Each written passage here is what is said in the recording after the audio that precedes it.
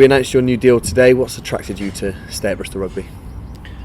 Well, lots really. Nothing's really changed from when I first joined Bristol, and what I've seen in the time that I've been here really confirms everything that Steve Lansdowne, Chris Boy and Andy Robinson said to me initially when I joined. So there's not many clubs in Europe that have the vision, the stadium that's been built, and the backing that Bristol has. So whereas there might be interest elsewhere, there's only one obvious place to be for me, and that's here, and I'm delighted. So the change around in squad so quickly and staff, and looking at the stadium is tangible to see.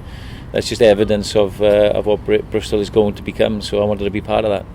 Been here now for nearly 2 years. Do you feel that there's real progress being made?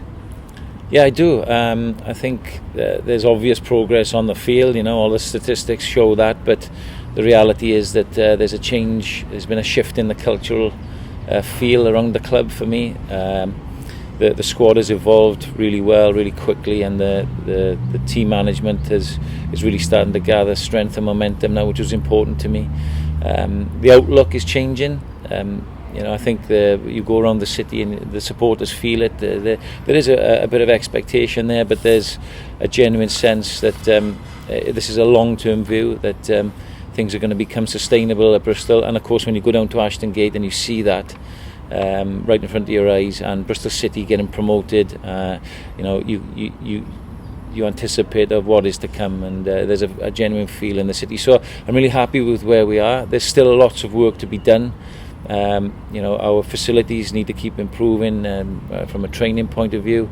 We keep developing ourselves as staff and adding, and of course evolving the squad, which is really important if we are to fulfil our ambitions. Can't look further ahead than the playoffs, which are just around the corner. What's different this year than to last season? We're a much more settled group. I think the camaraderie within the squad is far better. We had to release a lot of players last year, and I think that had a detrimental effect on the group. This year they're very, very tight. A huge percentage of the squad we have at the moment are with us next year, and that augurs well, but also it adds to the morale of the group. The way we're playing and gathering momentum is obviously creating a positive vibe in the group, and also the strength and depth of the squad is a marked difference to where it was last year. We lost some key players at a crucial time in the playoff last year, whereas we seem to be getting players back. We had 40 odd training today, and when you got Mark Sorensen coming back, Marco Mama, Jack Lamb into the fold, they're experienced players that come back and add to the squad. They're like new signings, and yes, we lost Ian Evans, which is a huge blow, but had that been last year when we lost Sorensen and Ryan Jones and Ross Rennie, they were disastrous. Now, as big a player as Ian is, we have strength in depth, and that adds confidence to the group, doesn't it? And so, yeah, it's a different place to be, but we're still well aware of the challenge that's ahead potentially for massive games. But we are, without doubt, concentrating on that first playoff semi-final to kick it off. You've been made to feel welcome by the supporters, and they travel in great numbers away from home. They pack Ashton Gate every week. How key can they be going into May? Well, they're crucial. We've seen it with Bristol City, haven't we? The support that Bristol City have had.